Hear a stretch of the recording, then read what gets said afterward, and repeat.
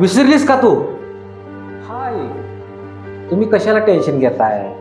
मी इकडून ticket book करतोय, तुम्ही दोघं पण या लवकर. हा ठीक आहे.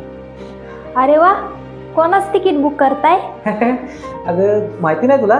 अगं गावाकडून आई बाबा येणार आहेत, त्याच तिकीट बुक करत होतो. एक मिनिट, तुमचे आई वडील आपल्यासोबत इथे राहणार? हा, इथेच राहणार ना आपल्यासोबत. काय गरज आहे त्यांना इथं बोलवायची? मी तुम्हाला पहिलं सांगितलं होतं, या घरात फक्त आपण दोघे एकटेच राहणार. मी तुमच्या आई वडिलांबरोबर राहणार नाहीये, त्यांना येऊ नका म्हणून सांगा. इथे जेव्हा तुमची इच्छा असेल ना त्यांना भेटायची, आपण जाऊ ना गावाकडे त्यांना भेटण्यासाठी. काय तू येडी झालीस का? त्यांना काय गरज आहे इकडे बोलवायची? अगं मी त्यांचं तिकीट बुक केलं इथून, त्यांना मी कसं सांगू तुम्ही येऊ नका म्हणून इकडे? हा, ते काही मला सांगायचं नाही. ते जर इथे आले ना तर मी घर सोडून माझ्या माहेरी जाईन. तुझंच म्हणणं होतं ना या घरात तू आणि मीच राहायचं, तर या घरात फक्त तू आणि मीच राहायचं. काही गरज नाही त्यांना इकडे बोलवायची. तू स्वतः फोन करून त्यांना सांग की इकडे येऊ नका म्हणून. अहो, ते स्टेशनवर आलेत, त्यांना कसं सांगू मी इकडे येऊ नका म्हणून?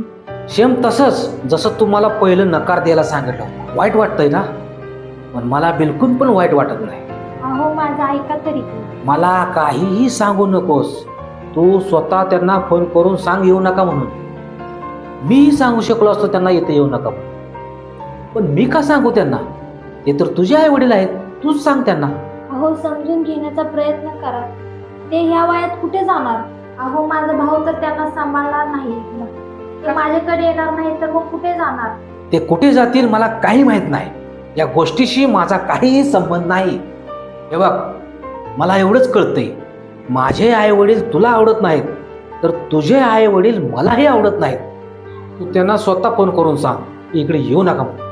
जर ते चुकून इथे आलेच तर मी त्यांना स्वतः सांगेन येऊ नका घरात म्हणून.